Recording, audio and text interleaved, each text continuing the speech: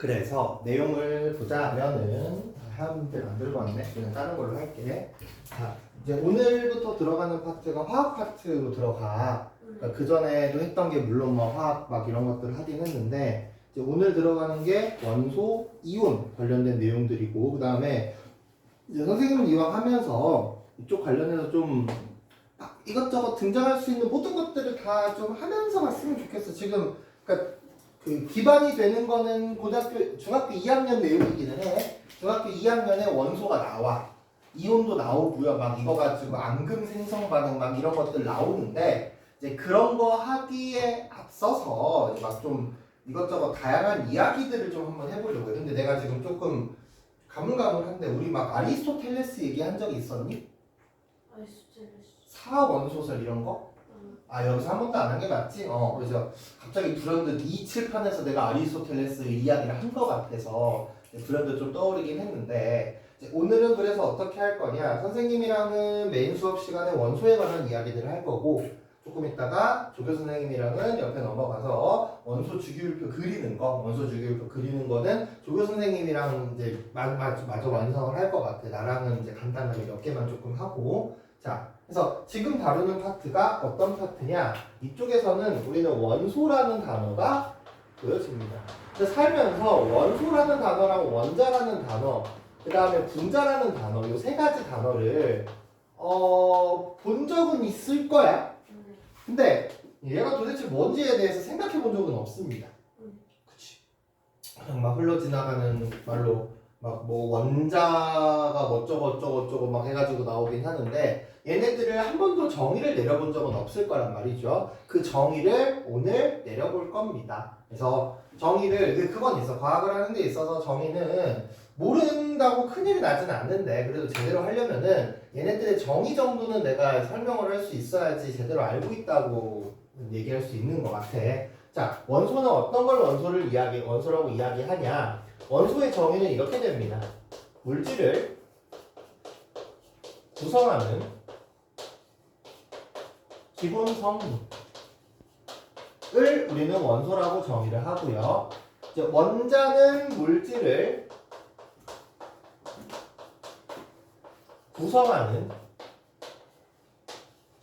기본이 되는 입자라고 해서 기본 입자를 원자라고 합니다. 그래서 보면은 원소나 원자나 뭐 우리가 원소 원자 같은 거에 대해서 배경 지식 같은 건 혹시 있니? 뭐 너네 뭐 수소 원자, 수소 어떻게 하는지 수소 원소기호 이런 거 알아? H? 수소 원소기호를 우리가 H라고 해. 근데 이렇게 H라고 했을 때 이거를 우리는 수소 원소라고 할 수도 있고 수소 원자라고 할 수도 있거든?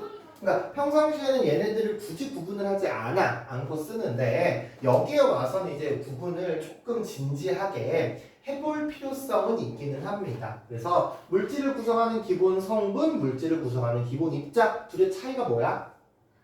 성분이라는 단어랑 입자라는 단어죠. 그쵸? 성분이라는 단어랑 입자라는 단어 이 두 가지의 차이가 납니다. 그러니까 오늘은 조금 이것저것 막 흩뿌리면서 막 고대 물질관 옛날 사람들이 물질을 어떻게 생각했는지에 대해서도 조금 볼 거고 그 다음에 막 우리가 가고 있는 원자나 분자들의 개념 특히 왜 우리가 앞쪽에서 물질을 구성하는 게 고체들이 그냥 한 덩어리처럼 보이지만 얘네들이 약간 구슬 아이스크림 같은 느낌으로 뭉쳐있다는 거는 몇 번 했었잖아. 그치? 그래서 입자들이 따닥따닥 붙어있으면 고체, 적당히 떨어져 있으면 액체, 많이 떨어지면 기체 막 이렇게 이제 했단 말이야. 그런 입자들을 쪼개고 했을 때 물질을 구성하는 기본이 되는 입자를 우리는 원자라고 이야기를 한다는 겁니다. 그래서 원자의 경우에는 이미지를 가져가는 게 정말 하나하나 카운트할 수 있는, 셀 수 있는 개념인 거고요. 약간 굿을 생각하면 편하기는 해. 원자를 보면 굿을 생각하면 편하고요. 성분은 또 다른 단어로 종류가 됩니다. 그래서 예시를 하나 들어볼게. 자, 이렇게 상자 안에 노란 색깔 구슬이 3개가 있고요. 빨간 색깔 구슬이 2개가 있습니다. 요거를 보면서 우리는 뭐라고 이야기할 수 있냐? 원소는 종류야. 그럼 원소가 몇 개 있는 거야? 2개 있는 거라고 할 수 있어. 근데 원자는 몇 개라고 해야겠어? 구슬 하나하나니까 원자는 나에서 몇 개야? 5개다 라고 표현할 수 있는 겁니다. 괜찮나요? 여기에서 이 원자를 쪼개면은 쪼개지기는 하거든요.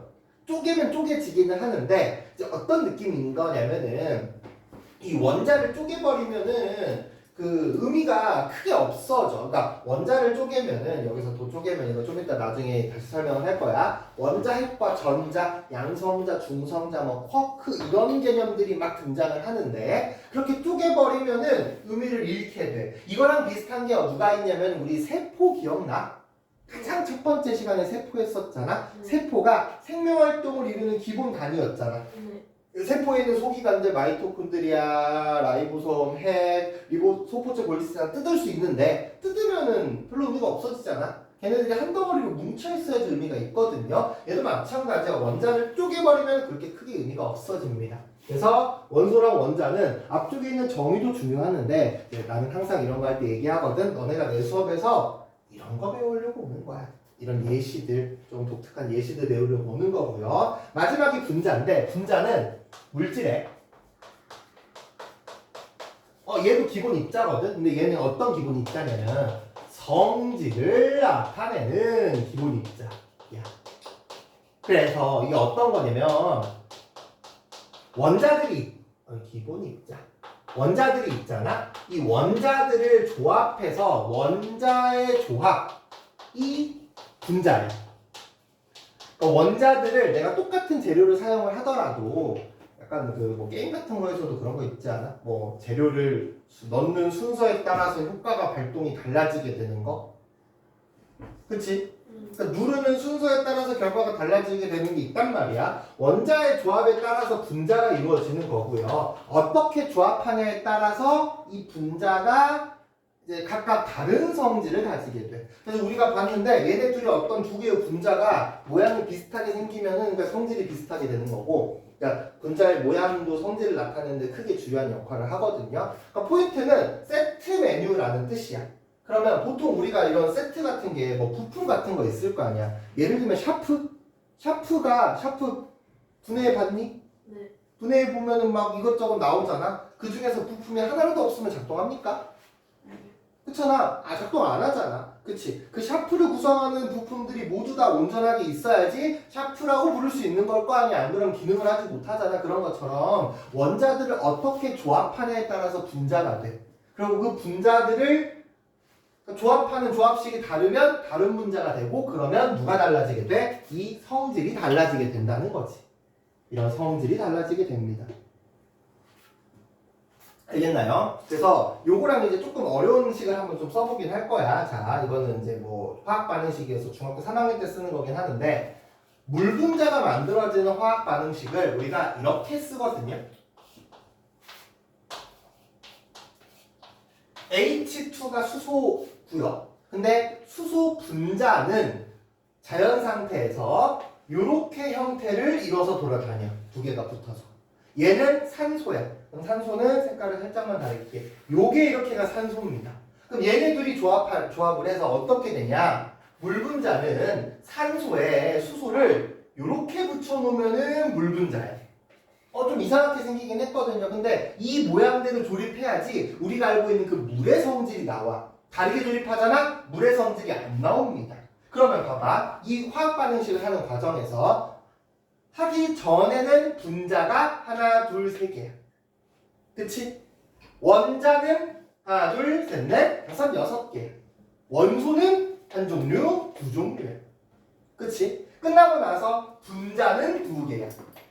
그러니까 분자는 바뀌었죠. 근데 봐봐. 원자는 산소 두 개, 수소 네 개. 원자 바뀌었어, 안 바뀌었어? 안 바뀌었어. 원소도 바뀌었어, 안 바뀌었어? 안 바뀌었어. 그래서 화학 반응식이라고 하는 게 이것도 간단하게 그냥 언급하고 넘어가긴 할 건데, 화학 반응식이라고 하는 게 어떤 거냐? 약간 그거야. 레고가 있어. 얘를 부숴가지고 재료를 하나도 남김없이 모두 사용을 해서 새로운 작품을 하나 만드는 거야.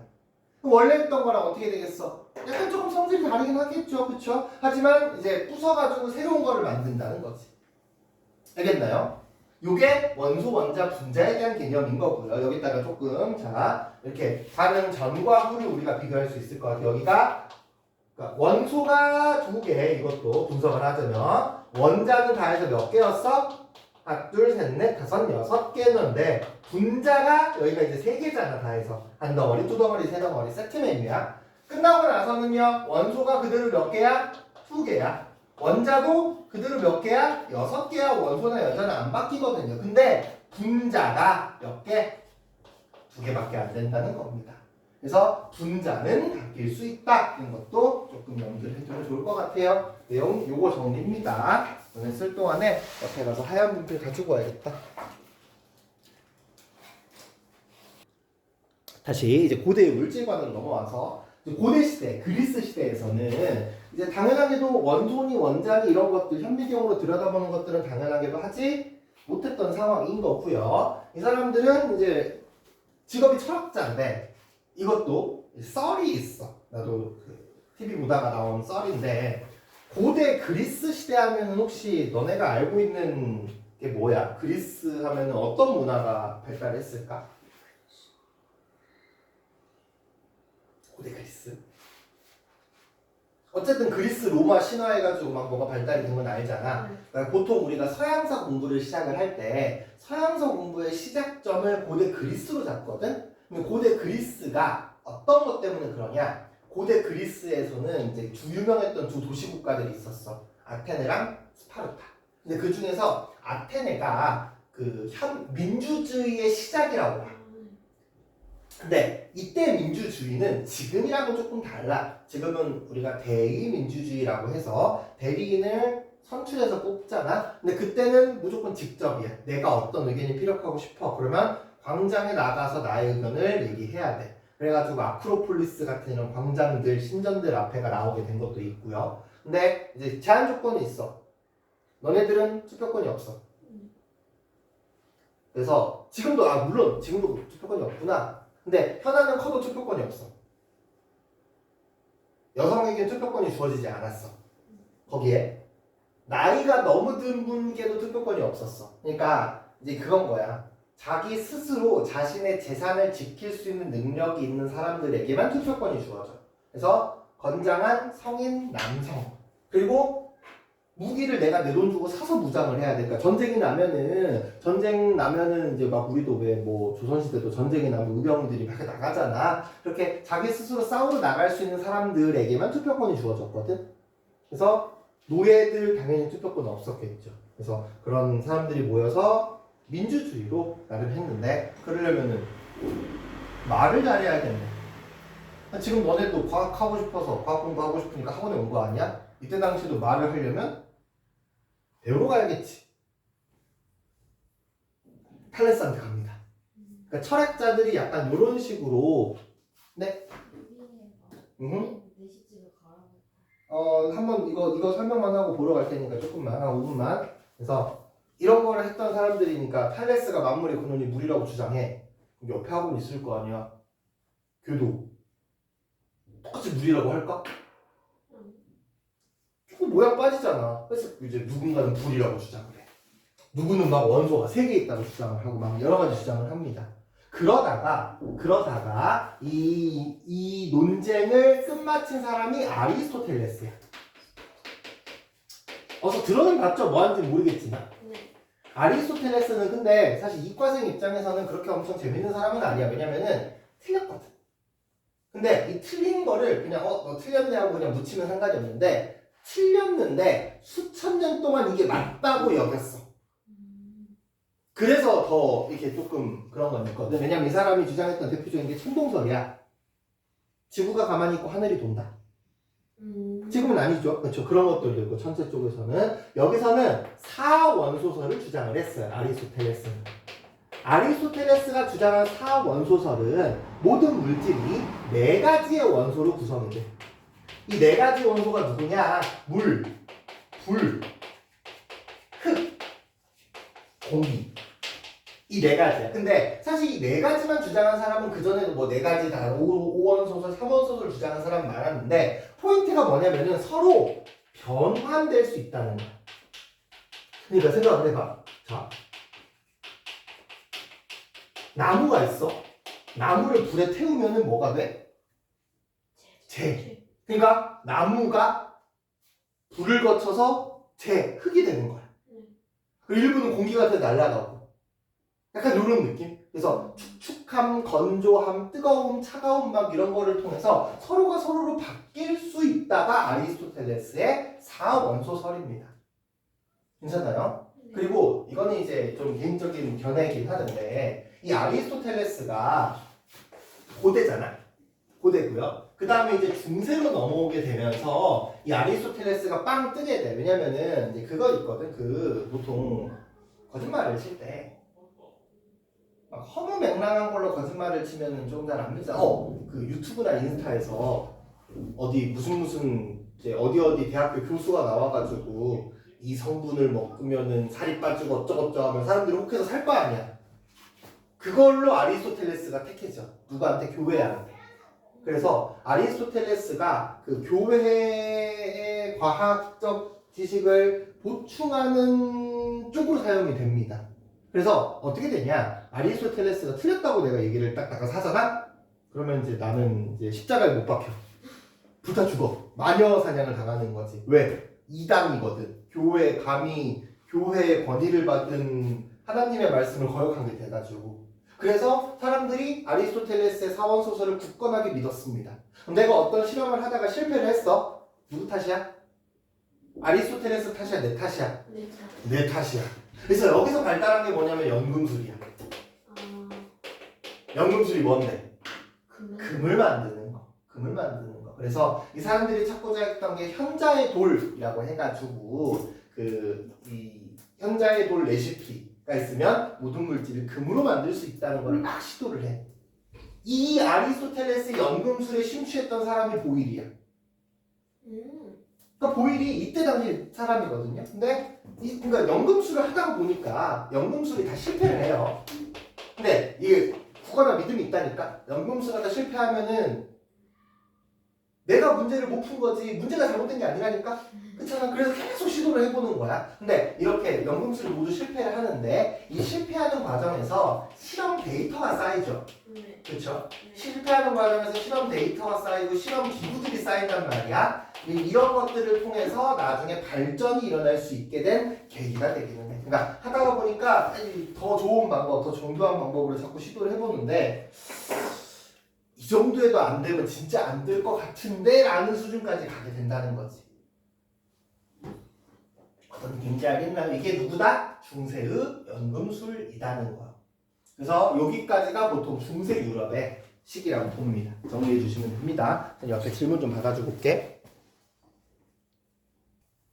자, 그래서 중세에서 이런 실험 기구나 실험 데이터들을 거치면서 이제 뭔가 좀 아닌 것 같은데가 들다가 여기에서 나오게 되는 결정적인 계기가 누구냐? 사람 이름이. 그러니까 사람 이름들은 뭐 지금 막 엄청 빡빡하게 외울 필요는 없는데 그냥 이런 사람 정도 눈에 담아두면 괜찮기는 하거든요. 여기에 등장하는 사람이 라부아제라는 사람이 등장을 해. 그 물 100일 동안 끓는 사람. 네. 물 100일 동안 끓였대. 나는 그건 또 몰랐는데. 라부아제라는 사람이 뭘 하냐? 물을 분해합니다. 근데 이거는 단순하게 물을 분해하는 거에 의미가 있는 게 아니라 물은 아리스토텔레스가 제안하는 원소야. 그러니까 그때 당시에 사람들은 원소가 그래도 더 이상 쪼개지지 않는 그러니까 더 이상 쪼개지지 않는 성분이다 까지는 이제 얘기를 해놨거든. 그래서 이 물을 분해한다는 건 물을 분해한다는 거의 의미가 곧 어떻게 되냐? 물이 원소가 아니라는 뜻이야. 물이 분해가 되면 물이 원소가 아니라는 뜻이야. 그럼 한 발짝 더 나가서 뭐가 돼? 누가 틀렸다? 아리스토텔레스가 틀렸다. 아리스토텔레스가 틀렸다. 원소는 더 이상 쪼개지면 안 되거든요. 근데 분해가 돼버리니까 물이 원소가 아니라 그래서 이런 여러 가지 원소들이 2가지 이상 원소들이 모여있는 물질을 우리는 화합물이라고 이야기하거든. 물이 화합물이라는 증거가 돼버리거든. 그래서 하는데 실험을 어떻게 하냐? 벽난로에다가 여기에 주철관이라고 해서 관이야. 요 관에다가 물을 쓱 흘려보내. 그리고 여기다가 불을 지펴줍니다. 그러면 안에서 물이 보글보글 끓겠죠? 네. 그쵸? 그럼 끓어 나와서 여기 수증기가 돼서 원래 나올 거란 말이야. 예상은 얘가 이제 수증기라고 예상을 했겠지? 네. 그래서 여기서 나오는 기체들을 다시 모읍니다. 자, 그럼 봐봐. 생각을 해봐. 만약에 if 물이 원소라면은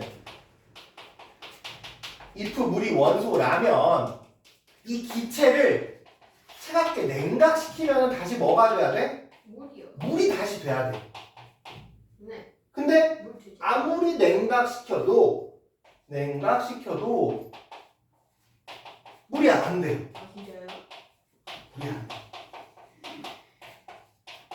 그리고 이 기체가 어떤 성질을 가지고 있냐? 폭발성을 가지고 있어. 불렀어. 우와. 불 조금만 갖다 대면 터지는. 네.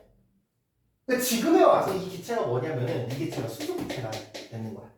수소의 경우에는 끓는 점이 마이너스 260도인가 그렇거든. 지금도 마이너스 260도를 내리려면 그러니까 260도까지는 아니려나? 200도는 넘어 마이너스. 질소가 마이너스 187도가 그러니까 200도는 확실히 넘거든. 그러니까 막 마이너스 100 엄청 많이 내려야 돼. 근데 지금 불가능하단 말이지. 그래서 액체가 안 됩니다. 기체 상태를 유지하고요. 플러스 폭발한다니까. 수증기는 폭발성이 있어? 너네 수증기가 가득 찬 곳에 가봤잖아. 네. 사우나에서 누가 이렇게 그 부싯돌을 탁 튀기면 사우나가 펑 하고 터지지 않을 거 아니야. 그잖아. 그래서 이제 폭발을 하지 않잖아. 근데 수소는 폭발하거든요. 그래서 이 수소가 지금은 이제 우리 그 수소 버스 이런 것들, 수소차 같은 거 나오면은 제일 걱정하는 게 이거기는 해. 수소가 워낙 폭발하는 성질을 가지고 있으니까 요거 관해서 문제가 생기면 어떨까 하는 게 문제가 있고, 그 다음에 지금은 아니고 지금은 비행기가 날아다니는 수단이지만 예전에는 공중이동 수단으로 열기구도 있고 비행선들도 썼는데 그 비행선의 충전재를 지금은 헬륨을 쓰거든. 근데 그때 당시에 수소를 쓴 데가 약간 있었어. 그러면은 이제 새가 날아가다가 부딪혀서 팅 하고 불꽃이 튀면은 비행선이 폭발해. 뭐 그런 경우도 있었을 것이고요. 그래서 폭발성을 가지고 있다는 거. 그리고 플러스 하나 더. 요 안에 있는 주철관이 녹슬. 이 녹슬었다는 게 철이 녹슬었다는 게 공기 중에 산소와 반응하면 철이 녹슬게 되거든요. 그러니까 나는 분명히 물만 공급해줬잖아. 그러니까 지금에 와서는 H2O가 물이잖아. 그 중에서 산소가 여기 주철관에 달라붙은 거고요. 그러니까 주철이야. 주철. 그러니까 철이긴 주철. 그리고 저 친구는 수소기체가, 그러니까 산소는 주철관에 달라붙었고 기체는 수소는 기체가 돼서 날아갔다. 이렇게 이제 보는 게 라부아제 물분해 실험인 거야. 그래서 이 라부아제 물분해 실험이 다시 한번 아리스토텔레스가 틀렸어. 그러면은 이제 그동안에 했던 것들이 막혀있던 게 조금 뚫리지. 누가 잘못한 거야? 아리스토텔레스가 잘못한 거야. 근데 그럼 라부아지에도 죽는 거 아니야? 이때 당시에가 이제 시대적 상황이 좀 반영이 됐는데 교회가 권위가 엄청 셀 때는 이것도 너네 혹시 서양사에 대해서 관심이 있으면 한 번쯤은 이제 뭐 만화 영화나 이런 걸로 아니면 유튜브에서 좀 재밌게 풀어주는 거라도 한 번쯤 보면 좋은데 그 교회의 권위가 맥시멈을 찍었을 때가 카노사의 굴욕이라는 시기가 있어. 걔가 뭐냐? 교황이 프랑스 왕 교체를 해. 교체하라고 명령을 내려. 근데 프랑스 왕이 안 하겠다고 뻐겨. 그랬다가 이제 결국에 둘이 힘싸움을 하다가 못 버티고 프랑스 왕이 이제 교회가 있는 저기 어디냐 바티칸에 와서 7일 동안 빌었다. 막 이런 게 있거든. 그래서 지금은 교황이 어떤 정치적 입장을 표명하지도 않고 어떤 뭐 권위가 있는 건 아니잖아. 얼마 전에 교황 선거 했었죠. 그렇죠? 교황 선거 하는 거 막 이제 막 생중계되고 하잖아. 그걸 하면서 만장일치가 안 되면은 계속 재투표한대. 그래서 우리가 4명이잖아? 4명이 표가 달라. 그러면은 내일 다시 합시다. 내일 다시 해야 돼. 만장일치가 안 돼. 또 내일 다시 해야 돼. 될 때까지 계속 투표를 한대. 근데 거기 들어갈 때 막 당연히 막 핸드폰이나 뭐 이런 거 전자기기나 다 못 들고 들어가니까. 그래서 이제 빨리 어쨌든 그래서 새롭게 교황이 뽑혔는데 지금은 교황이 엄청 뭐 의미는 없지만 이때 당시에는 교황이 유럽 전체에 영향력을 뻗치던 시기였어. 그렇기 때문에 교황의 힘이 셌었을 시기에 이걸 했으면은 잡혀 죽었겠지. 그런데 이제 얘네들이 원래 권력을 오래 쥐고 있으면 다 가거든. 그래서 그 그러니까 기독교라고 하면 좀 별로네. 그 크리스천의 성지가 어디야? 예수님 태어난 동네 어디야? 거기서. 아, 교회를 다 안 다니지? 네. 그러면 모르는 게 당연하긴 하는데 이게 그게 있어. 그 뭐지? 불교는 어디서 시작했어? 그건 알아? 거기 아니에요? 인도. 인도인데 저기 어디냐? 부처. 그 부처가 아마 인도 왕자였을 거야. 그러다가 약간 이게 해가지고 한 거고요. 기독교 같은 경우에는 발원이 된 발원지가 예루살렘이라는 지역이야. 근데 이 예루살렘 어디냐면 이스라엘 아니면 뭐 팔레스타인 막 이런 데 들어갔지. 그러니까 위치적으로 봤을 때 여긴 유럽이 아니라 어디 쪽이냐면은 터키, 사우디아라비아. 그래서 그 서남아시아라고 하지. 아시아랑 유럽 딱 그 경계선상에 있는 데야. 이쪽 지역이. 그리고 이쪽 지역 그래서 예루살렘 같은 경우에 느낌이 모래모래한 느낌? 차라리 저 파키스탄, 아프가니스탄 이런 쪽이랑 느낌이 조금 더 비슷하거든. 그래서 이쪽인데 그 예루살렘이 그쪽 지역, 그 예루살렘에 있는 지역이 이제 그때 당시에 이슬람 문화권이었어. 그래서 예루살렘 성지를 탈환하자라고 해서 이슬람 문화권에 쳐들어간 거, 이슬람 문화권 오스만 투르크 제국 막 이런 애들인데 걔네들한테 쳐들어갔던 게 십자군 전쟁이거든. 엄청 많이 갔어. 다 집니다. 전쟁을 내가 걸었는데 전쟁을 지잖아? 그러면 타겟이 엄청 많이 들어. 왜냐면은 전쟁을 하는 동안에 먹어야 되잖아. 음식물, 말에 대한 물자도 돼야 되고, 그 다음에 왜 막 뭐 이런 거 있어. 기사들이 가면 기사들 막 갑옷 입고 멋있게 싸우잖아. 근데 그거를 하려면은 시종도 3명 있어야 되고, 말도 이제 막 힘드니까. 갑옷을 입고 하면 말이 힘드니까 말도 막 뭐 대여섯 개 끌고 다녀야 되고 해서 이제 물자가 진짜 많이 들거든. 전쟁 같은 경우에는. 그래서 만약에 뭐 실제로 전쟁이 일어난다고 하면은 이제 전선에서 싸우는 것보다 더 중요한 게 뒤에서 보급되는 이것 물자들이야. 그래서 돈이 없어졌어 교회가. 그리고 전쟁을 이기면은 처음에 내가 힘이 세서 나를 따르려 해가지고 전쟁을 딱 일으켰는데 이기면은 사람들이 따를 텐데 자꾸 쳐들어갔다 하면 져. 그럼 이제 사람들이 슬슬슬 안 믿기 시작을 하겠죠. 그리고 교회도 돈이 없어지니까 이때 당시에 교회가 타락했던 게 면죄부를 돈 받고 팝니다. 면죄부. 내가 나쁜 짓을 벌였어. 교회 가서 면죄부를 돈 주고 산 다음에 하나님께 기도하면은 내 죄가 사라져. 말이 안 되는 거잖아. 그렇잖아. 그래서 그럼 면죄부를 돈 받고 팔기 시작해서 교회가 타락하게 되고 그래서 이제 이렇게 하지 말자라고 해가지고 조금 더 새로운 움직임들이 막 일어나게 되거든. 그래서 미국이 나오게 된 것도 이런 종교적 이유가 있어. 왜냐면은 영국이 되게 영국에서 박해받던 신교도들이 미국으로 넘어가서 미국을 정착을 한 거였거든. 뭐 그러다 나중에 영국은 다시 또 신교를 바꾸긴 했지만 그래서 그 유럽사에 보면 구교 대 신교 싸움이 되게 치열하게 일어나기는 해. 이제 그런 것도 좀 있고요. 그래서 그런 상황 이어가지고 이제는 뭐 아리스토텔레스가 틀렸다 정도를 말할 수 있는 상황인 거지. 이때가 이제 근대까지 와서야. 근대 유럽에서는 교회가 힘이 많이 빠졌거든요. 그래서 이렇게 라부아제가 물을 분해했다. 아리스토텔레스가 틀렸다. 그러면 새로운 개념이 제시가 돼야 될 거 아니야. 그래서 물과 산소들을 비롯하여 그때 당시 있던 물질들 한 30가지 정도를 원소라고 지정을 합니다. 요게 이제 현대의 원소 개념이다. 이렇게 보시면 될 것 같습니다. 괜찮나요? 요 내용 적어줍시다. 자, 이게 라부아제가 물을 분해를 했어.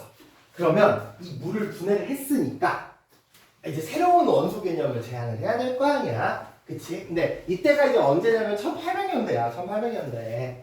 1800년대 해가지고 아직 막 현미경이나 이런 거 원자의 개념 특히나 이때가 이제 같이 좀 들어가는 것 중에 하나가 뭐 원자니 이런 것들이 다 알려지지 않았던 시기이기는 하거든요. 그래서 이제 아까 그 라부아지에가 처음에 제안을 했고요. 근데 뭐 어떤 성분들이 있다는 건 알았어. 라부아지에가 현대의 원소 개념을 이제 처음으로 제안을 하기 시작을 하고 이제 그 물질들을 가지고 사람들이 막 이것저것 이렇게 테스트를 해보기 시작을 합니다. 근데 그 테스트를 하면서 몇몇 성과를 낸 사람들이 있어. 그 사람은 누구냐? 첫 번째 베베라이너라는 사람이 나옵니다. 베베라이너라는 사람은 새쌍 원소설이라는 거를 제안을 했어. 어떤 거냐? 화학적으로 성질이 비슷한 원소들을 준비를 했거든요. 성질이 비슷한 원소의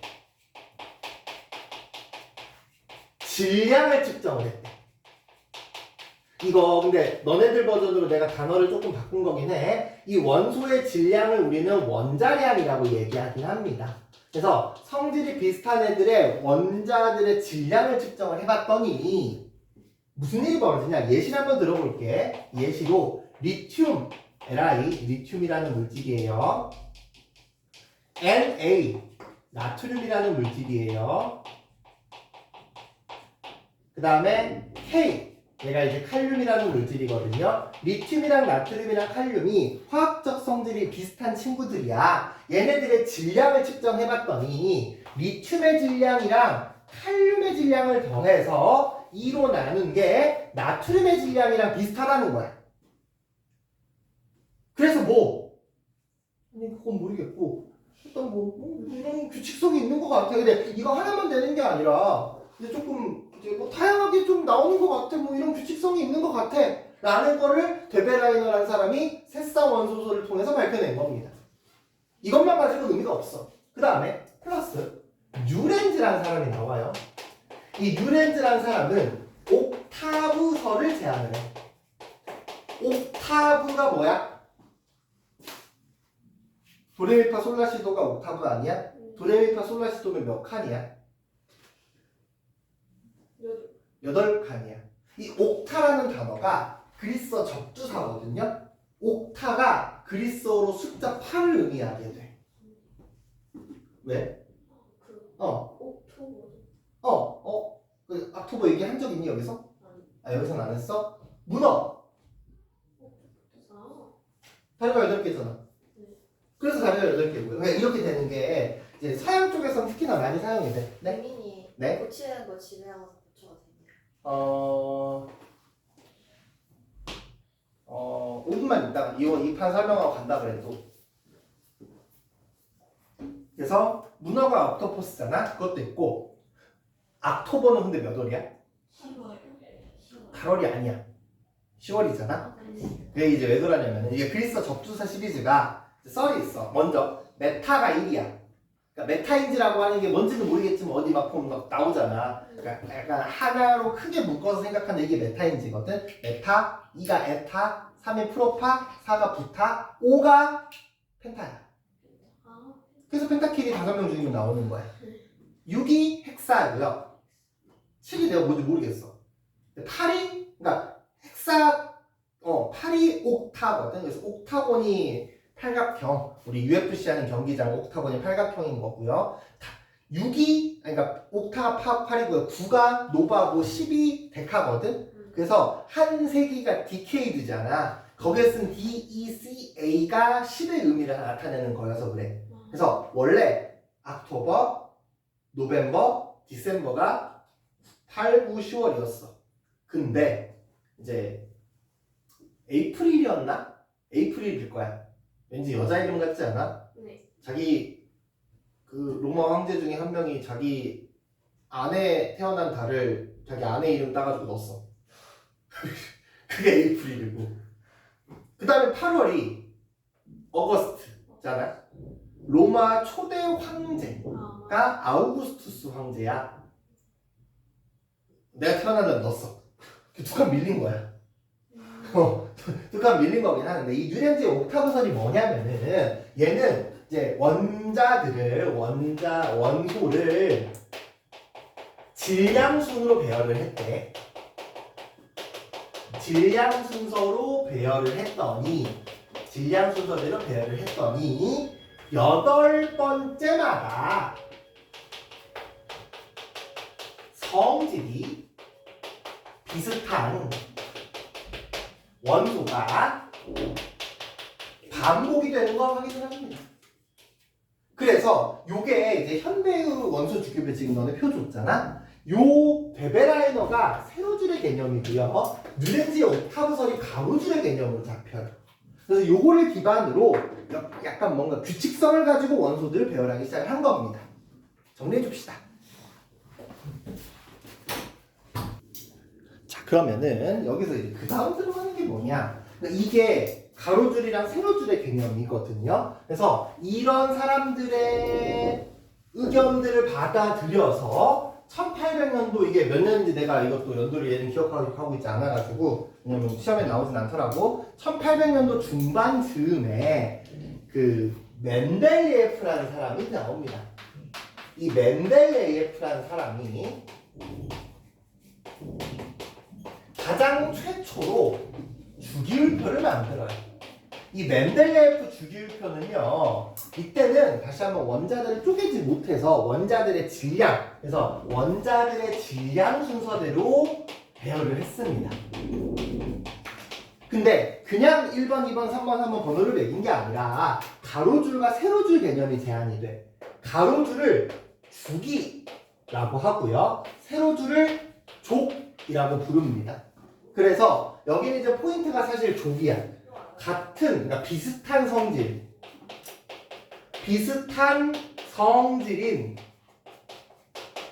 원소를 세로줄에 오도록 배열을 합니다. 세로줄에 오도록 배열을. 이게 멘델레예프라는 사람이 만든 최초의 주기율표가 됩니다. 알겠나요? 비슷한 성질에 있는 원소를 세로줄에 오도록 배치를 해요. 이때가 시기적으로 1800년도 중반이거든요. 그 다음에 요 사이가 이제 중반이고요. 요 사이에 조금 이제 원자 관련해서 이벤트들이 있는데 1897년에 전자가 발견이 돼요. 그래서 이 1800년대 중반에는 사람들이 원자를 어떻게 생각을 했냐, 이때는 원자로 쪼개지지 않는다고 생각을 했어. 그래서 이때 원자는 이렇게 그냥 그립니다. 근데 톰슨이라는 사람이 1897년에 전자를 발견을 해내가지고 이제 원자 안에 뭔가 마이너스를 가진 무언가 입자가 이렇게 에너지를 주니까 튀어나오는 거야. 그래서 어떤 느낌이냐, 플러스를 가진 게 있고요. 여기에 마이너스를 가진 전자들이 이렇게 꼭꼭 박혀있는 느낌. 그래서 푸딩에, 그치, 푸딩에 그 싼 푸딩 말고 비싼 푸딩에 과일 박혀있잖아. 뿌띠첼 막 이런 거. 그 푸딩. 과일들이 쏙쏙쏙 중간에 박혀있잖아. 그렇게 이제 제안을 한 거야. 그러다가 이 전자를 발견해서, 그래서 그 다음에 이 사람들이 보면 원자가 어쨌든 뭔가, 그러니까 이게 1800년대 중반이면은 이 원자 개념이 처음 등장을 한 게 진짜 막 뭐 2000, 그러니까 막 기원 전부터 입자서 같은 거 하면서 있었거든요. 그래서 새로운 사실을 알았으니까 막 실험을 할 거 아니야. 그래서 뭘 하냐, 원자를 찔러봅니다. 자, 그럼 우리가 푸딩을 찔러면은 어떻게 될까? 응? 푸딩 자국이 생기는데 뭐 그냥 들어가지 않을까? 네. 푸딩 찔러보면 뭐 과일 찔러도 그냥 과일도 바늘을 찌르면 들어갈 거잖아. 근데 내가 푸딩을 찌르고 있는데 갑자기 바늘이 튀겨나와. 우와. 그럼 뭐야? 정상적인 푸딩은 아니죠. 그렇죠? 그게 이제 뭐냐? 1911년에 원자 핵을 발견해내요. 원자 핵, 그러니까 세포에 있는 핵처럼. 그래서 이때 당시 했던 사람이 러더퍼드라는 사람이 알파 입자 산란 실험을 해. 알파 입자는 플러스를 가지는 좀 질량이 있는 입자야. 그러니까 전자들 같은 경우에는 전자들이 그때 질량이 가볍다는 걸 알았거든. 전자들은 그냥 이렇게 뭉개고 지나가 버리는데 알파 입자가 무거운 건데, 그러니까 이게 사실 그러니까 내가 바늘 같은 것도 이게 얇은 바늘로 찌르면 바늘이 가다 막 휘어지고 그럴 수 있잖아. 근데 바늘이 아니라 송곳으로 찌르면은 그냥 뭐 닭죽고 찌를 거 아니야. 그래서 되게 센 걸로 팍 찔렀는데 걔가 팡 튕겨 나와. 그러니까 저항을 하는 뭔가 단단한 게 있다는 거지. 플러스를 튕겨냈으니까 플러스인 거. 그랬지, 그치? 그래서 이때 원자 핵의 개념이 나옵니다. 그래서 플러스를 가지고 이렇게 빙글빙글 전자가 도는 모양이 나와요. 얘가 원자 핵이야. 그래서 이때까지 와서 저 원자가 쪼개지지 않는 줄 알았다가 멘델레프가 만들 때까지는 원자가 쪼개지지 않는 줄 알았다가 원자를 이제 쪼개기 시작해. 아, 원자를 쪼개니까 전자 되고 원자 핵도 있네. 그래서 조금 더 정교하게 만든 게 이제 뉴렌즈라는 사람이 뉴렌즈가 아니지 미안 모즐리라는 사람이 나와. 이 모즐리라는 사람이 현대적인 주기율표를 만들거든요. 현대의 주기율표를 완성을 하는데 이 사람이 만든 현대의 주기율표는요. 원자 번호라고 이제 이름을 붙일 거야. 근데 이 원자 번호가 뭐냐면은 가운데 원자 핵에 전하량이라는 단어 내가 써도 괜찮을까? 원자 핵이 플러스를 가지거든요. 그 플러스의 세기야. 그리고 그 전하량만큼 전자가 붙어. 그래서 전자의 수도 같이 들어가. 그럼 수소가 원자 번호가 1번이거든? 그럼 수소는 가운데가 플러스 얼마냐? 플러스 1이야. 그럼 전자가 몇 개가 붙어? 하나가 붙어. 헬륨의 원자 번호가 2번이거든요. 그럼 헬륨은 가운데가 플러스 2야. 전자가 몇 개가 붙어? 2개가 붙어.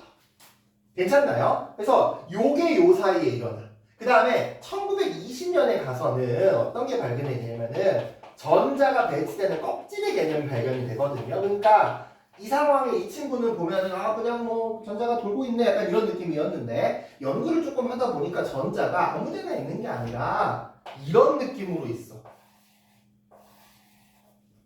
층층층 걸려 있는 거. 그래서 얘는 연결돼서 소용돌이 치면서 나가는 얘는 1층, 2층, 3층이 걸려져 있잖아. 그래서 전자가 특정 층에만 존재한다라는 게 요 전자 껍질에 관한 이론이 됩니다. 그래서 이런 과정들을 거쳐서 지금 우리는 주기율표가 완성이 됐다는 겁니다. 괜찮나요? 또 내용 이어서 적어줍시다. 자, 그래서 이렇게 멘델레예프가 만든 최초의 주기율표대로 그러니까 모즐리가 만든 최초의 주기율표대로 볼 건데 그러니까 지금은 어느 정도 수준까지 주기율표가 가는 거냐면 요 정도 수준까지 갑니다. 요 정도 수준까지. 그래서 원자 번호 순서대로 내가 먼저 주기율표의 큰 틀을 한번 잡아는 줘 볼게. 하얀색 분필 여기다 놓고 왔네 또. 하필 하얀색을 놓고 왔네. 자, 순서대로 쓸 건데 1번이 H고요. 수소입니다. H 수소. 2번을 조금 멀리 쓸게. HE 그 다음에 아니야 잘못 썼어.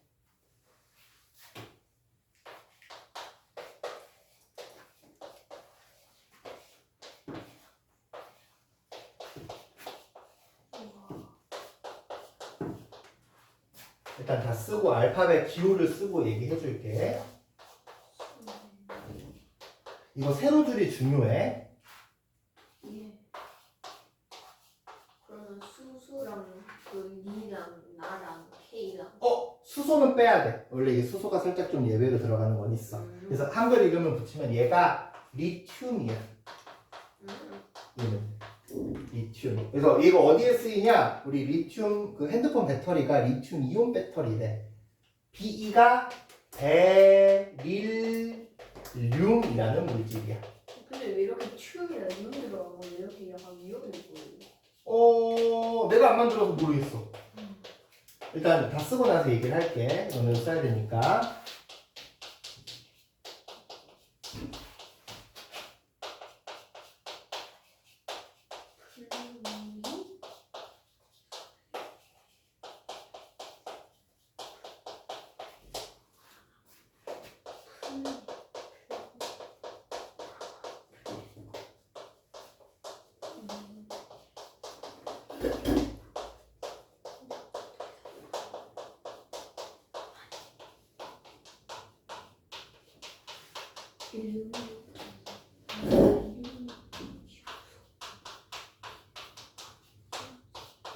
팔 아파.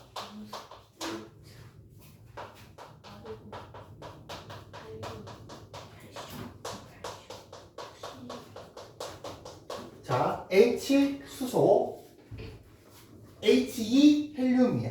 네. 원자 번호가 3번 Li 리튬, 네. 4번 Be 베릴륨, 5번 B 풍소, 6번 C 탄소, 7번이 N 질소, 8번이 O 산소, 9번이 플루오린, 10번이 네온 N이야. 여기서 대문자 소문자가 중요해. 원소 기호를 쓸 때는 첫 번째 글자는 대문자, 두 번째 글자는 소문자를 쓰기로 약속을 했어. 11번이 Na 나트륨, 마그네슘. 그래서 얘네들이 성질이 비슷한 애들이야. 알루미늄, 호일할 때 그 알루미늄, Si 규소, 인 P, S가 황, C L이에요. 두 번째가 소문자라서 염소 AR 아르곤, K가 칼륨, C가 칼슘이야. 이거를 쓸 건데, 자, 칼이 이렇게 있잖아. 내가 의도한 게 좀 있거든. 그러니까 여기 이제 1번이잖아. 그러면 쓸 때 어떻게 써야 되냐? H 수소 이렇게 써야 돼. 그래서 그 숫자 1보다 밑에 공간을 쓰면 안 되고요. 그 다음에 제일 오른쪽 끄트머리에 붙어도 안 돼. 딱 요 정도 배열, 요 정도 공간이 이만큼 비어 있어요. 한번 써볼래? 수소? A1 H 수소만 1은 있으니까 H 수소만 한번 써봐. H 수소. 맞아, 딱 그 사이즈로 쓰면 돼. 네, 잘했어요. 네, 그 사이즈로 1번부터 20번까지 지금 옮겨 써보는 겁니다. 됐나요? 자, 그렇게 돼서 지금 원자 번호랑 같이 연결이 됐었죠. 그리고 나서 이 원자들의 전자가 달라붙어. 그러면은 마그네슘의 원자 번호가 몇 번이야? 마그네슘 12. 12번이야. 그럼 마그네슘의 원자 번호가 12번이라는 거는 가운데가 플러스 12라는 뜻이고요. 또 중요한 거 전자가 그럼 몇 개가 붙어? 12개가 붙어. 근데 그 12개가 중학교 때는 그냥 대충 12개 때려 넣거든요. 고등학교 올라가면 상황이 살짝 달라집니다. 왜냐면 고등학교 올라가면은 이제 전자가 배치가 되는 규칙이 있어. 그걸 우리는 옥텟 규칙이라고 해. 이거는 원소 주기율표 제목 써져 있는 칸에다가 쓸 거야. 옥텟 규칙은 1층에 전자가 2개, 2층에 8개, 3층에 8개까지 들어갈 수 있다는 뜻이야. 그래서 마그네슘의 전자를 배치를 해보면 1층에 마그네슘이 12명이 와. 근데 약간 우리가 방배점하는 거라고 생각하면 돼. 12개가 오면 1층에 전자가 몇 개 들어가? 2개가 들어가. 그럼 몇 개가 남아? 10개가 남아. 10개가 어디로 올라가? 2층으로 올라갈 거야. 같이. 그래서 순서대로, 그러니까 1층이 차니까 2층을 그리는 거야. 2층에 전자가 8개까지 들어가는데, 여기서 전자를 배치할 때, 하나, 둘, 셋, 넷, 다섯, 여섯, 일곱, 여덟. 이걸 맞춰서 그렸으면 좋겠어. 어떤 느낌이냐면은, 요렇게. 그래서 시계 방향으로 12시부터. 아직도 몇 개가 남아? 2개. 걔네가 몇 층가? 3층에 가. 3층의 전자가 1개, 2개가 배치가 돼. 요게 마그네슘의 전자 배치가 됩니다. 알겠나요? 하나만 더 해볼게. 제일 어려운 거야. 19번이야. 칼륨입니다. 칼륨은 전자가 그럼 몇 개가 있겠어? 19개가 있겠지. 1층에 전자 몇 개 들어가? 2개 들어가. 아직 17개가 남았네. 17개의 전자가 2층으로 들어갑니다. 하나, 둘, 셋, 넷, 다섯, 여섯, 일곱, 8개가 차. 아직도 몇 개? 9개. 3층 올라갑니다. 하나, 둘, 셋, 넷, 다섯, 여섯, 일곱, 8개 하고도 하나가 더 남아서 어디까지 가? 이 친구는 4층까지 가는 거야. 네. 혹시 약간 다른 것도 응? 적어도 한 개쯤은 한 개 더쯤은 약간 전자가 한 개 더 똑같은 게 있을 수도 있어. 없어. 없어요?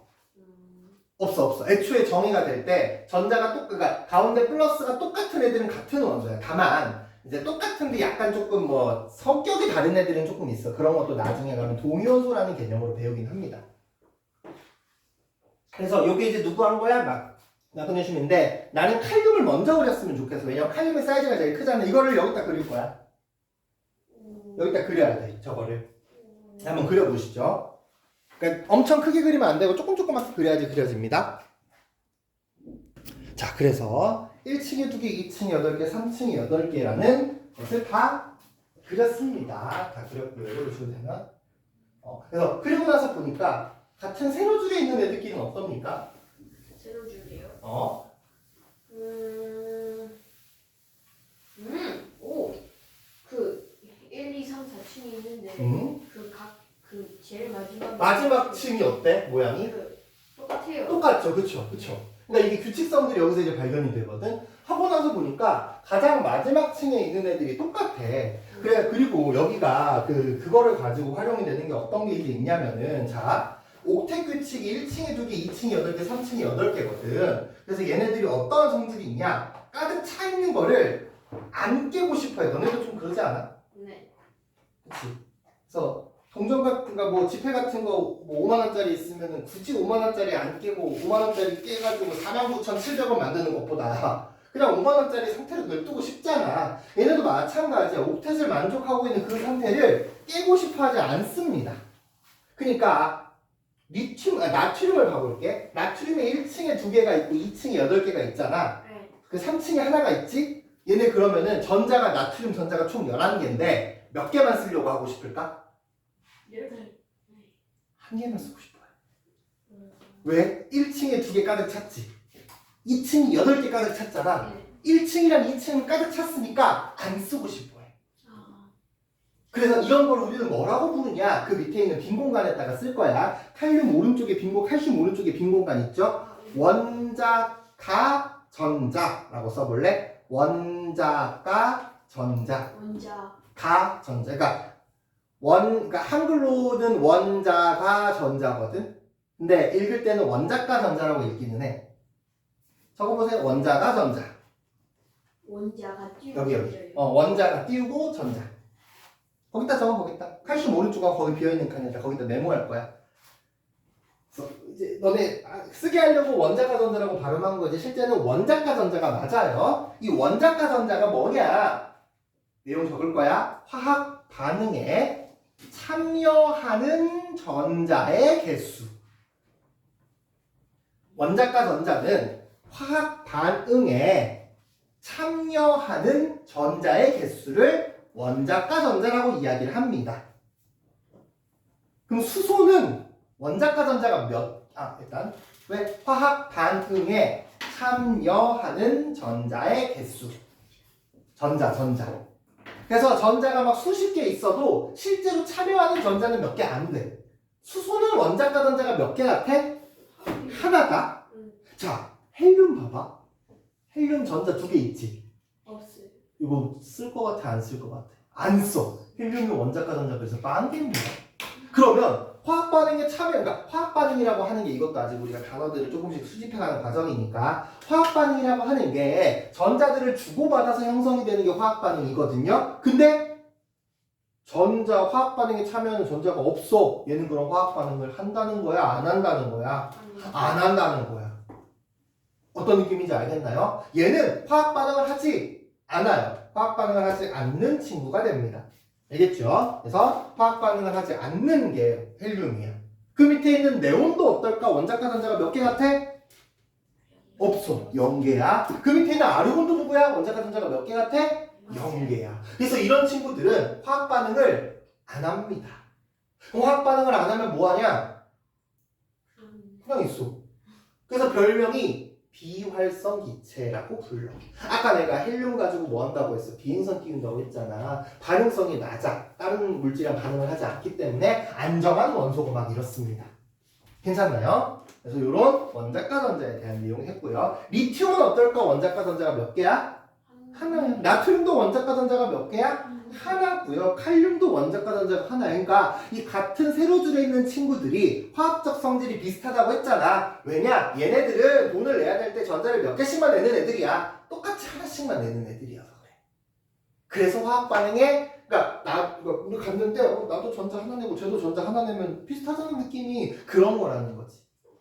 알겠나요? 그래서 요것 때문에 우리가 같은 세로줄 상에 있는 전자들이 정해진다는 겁니다. 어떤 느낌인지 알겠죠? 자, 빨간 색깔 펜 들어볼까? 빨간 색깔 펜 들어봐. 리튬 볼 거야, 리튬. 리튬인데, 리튬은 1층에 전자가 몇 개 있어? 2개요. 2개 있고, 이거 안 쓰죠? 2층에 전자가 하나가 있잖아. 그럼 비어있는 방이 몇 개입니까? 7개. 7개야. 그러면 여기서 이제 고민이 돼. 아니 2층에 혼자 쓰고 있거든. 깔끔하게 옥텟을 만족하고 싶어. 그럼 어떤 선택을 할까? 7개. 한 명을 7개를 붙일 수 있는데 선택이야. 7개를 붙일 수도 있는데 더 쉽고 빠른 방법이 있어.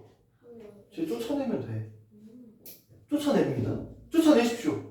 X표 칠 거야. 누구한테 쳐야겠어? 아무한테나 치면 안 되지. 누구? 2층에 있는 혼자 있는 애한테 X표 치는 거야. X표 쳐봐. 그러면 가운데는 플러스 얼마가 돼? 아니지. 가운데는 그대로 플러스 3이야. 그쵸? 그래서 밑에 비어있는 공간에 이렇게 쓸 거야. 플러스 3.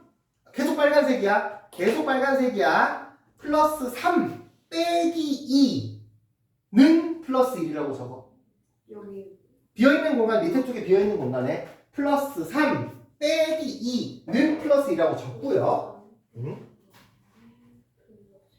그리고 지금 우리가 그 칸 기준으로 오른쪽 상단의 공간이 비어있잖아. 이렇게 쓸 거야. 리튬인데 오른쪽 위에 플러스를 붙일 거야. Li 플러스라고 쓸 겁니다. 요게 이온이 되는 과정이야. 아니야. 추가하는 게 아니라 여기다가 뭐 리튬 한글 쓰고 오른쪽 칸에다가 찾았어? 어딘지? 여기다 쓸 거야. 여기다. Li 플러스를 거기다 이거 쓰려고 여기 오른쪽 바짝 붙였으면 돼. 오른쪽에 바짝 붙여가지고 Li 플러스라고 쓰면 됩니다. 이게 리튬 이온이야. 그러니까 이온이 이거 중학교 때는 그냥 규칙성 없이 외우거든. 규칙성이 없는 게 아니라 만들어지는 규칙이 있다는 거지. 뭐에 의해서? 원자 가던에 의해서 결정이 됩니다. 그 밑에 있는 나트륨도 어떨까? 나트륨이요? 나트륨은 어떨 것 같아? 나트륨도 어때? 나트륨도요? 어? 한 개가 남아요. 한 개가 나오면 그 한 개 어떻게 할 거야? 없어요. 버려. 빨간색으로 계속 빨간 펜 잡으면 돼. 버리면 돼. 여기는 그럼 가운데가 얼마고요? 플러스 11이고요. 마이너스는 몇 개야? 1. 아니 마우스 10. 10개야. 플러스 11 마이너스 10인 거야. 적어야 돼. 플러스 11 마이너스 10은 플러스 1이잖아. 그치? 그래서 Na 플러스가 되는 거야. 플러스 1이니까. Na 플러스. 그 밑에 칼륨만, 이거 다른 거 하면 안 돼요. 되는 것만 몇 개가 있어가지고 칼륨만 한번 해보시죠. 자, 그래서 칼륨은 플러스 19 마이너스 18이어서 K 플러스가 되는 겁니다. 칼슘은 어떨까? 칼슘이요? 네. 칼슘은 몇 개 지워야겠어? 2개. 2개 지우세요. 칼슘 2개.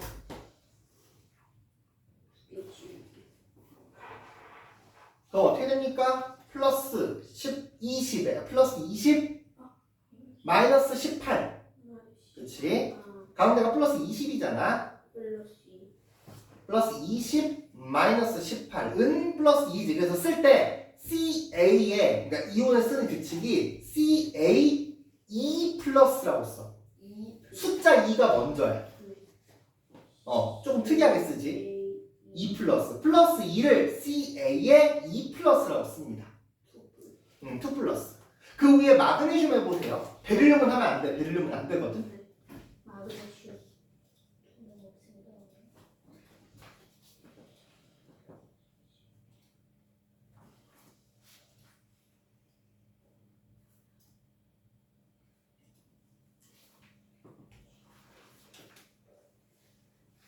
어떻게 됩니까? Mg E 플러스가 된다는 겁니다. 알루미늄은요 몇 개 지워야 될까? 알루미늄이요? 3개 지우면 되겠네요. 알루미늄 3개 지우면은요 가운데는 플러스 13 마이너스 12 돼서 어떻게 됩니까? 플러스 3. AL 3 플러스가 되는 겁니다. 플러스 3이니까 AL 3 플러스. AL 맞죠? AL이야. 두 번째가 소문자 L입니다. AL 3 플러스라고 할 수 있는 거지.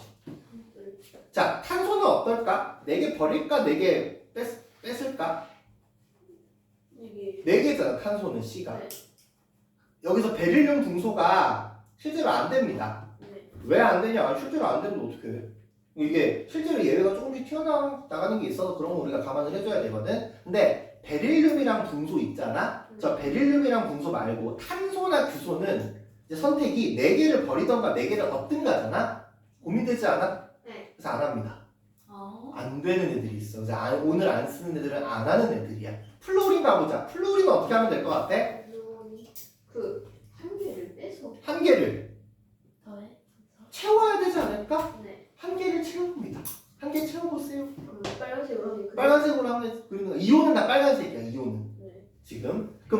플러스가 얼만데? 9인데 마이너스는 마이너스 10 10. 그렇잖아. 네. 플러스 9 마이너스 10 마이너스 1 그래서 F 마이너스야. 예, 그럼 F 마이너스. F 마이너스 F의 오른쪽 위에 마이너스 써주는 거지. 그 밑에도 몇 개 채우면 되겠어? 한 개 채우면 될 거야. 그럼 플러스 17에 마이너스 18이 되니까 Cl 마이너스 산소는 몇 개 채우면 될까? 산수예요? 두 개요. 2개 채우면 되겠네요. 산소는 2개 채우면은요 플러스 얼마에?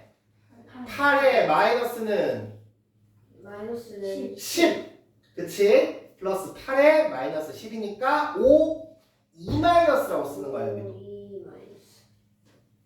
그다음에 황도 2개 채우면 되겠죠? 그러니까 같은 세로줄에 있는 애들끼리 이온됐을 때 똑같은 게 보여? 네. 이게 원자과 전자가 똑같으니까 이렇게 나올 수 있는 거거든. 원자과 전자가 똑같으니까. 그쵸? 플러스 16 마이너스 18은 플러스 2라고 할 수 있는 겁니다. 마이너스 2 마이너스 2. 그래서 S 2 마이너스인 거지. 2 마이너스. 마지막이 수소야. 수소 한번 봐봐. 수소. 태용이 잠깐만 요것만 해고 갈게. 가볼게. 수소는 1층에 하나가 있잖아. 얘는 하나, 2개 자리에 하나가 차 있으니까 버리는 거랑 뺏는 거랑 고민이 되는데 얘는 버립니다. 버리세요. 버려요. 아무것도 없네. 그럼 플러스 1 마이너스 0이야. 플러스 1 마이너스 0. 플러스 1. 그래서 얘가 H 플러스입니다. 자, 지금 써놓은 애들이 자주 되는 애들. 베릴륨이 될 때도 있고 안 될 때도 있는데 확률이 좀 낮은 편이라서 얘네들 정도는 외워주시면 좋을 것 같아요. 괜찮나요? 네. 그래서 이게 그냥 이게 지금 주기율표 모양을 하면은 내가 리튬이 뭔지 기억이 안 나. 리튬 밑에 나트륨인데 나트륨은 플러스 1이었네? 그럼 리튬도 플러스 1이겠네? 이런 생각이 들면은 훨씬 더 수월하다는 거죠. 새 거를 줬죠? 네. 자, 오늘 나랑 수업하는 건 여기까지고요. 한 20분, 30분 정도 남았거든? 옆에 넘어가서 조교 선생님이랑 같이 원소 주기율표 그리면은 오늘 수업이 마무리가 될 겁니다. 이거 이용까지 썼던. 네, 이용까지 방금 했던 거랑 똑같은 거 한 번 더 그려보고 할 겁니다. 이거 안 보고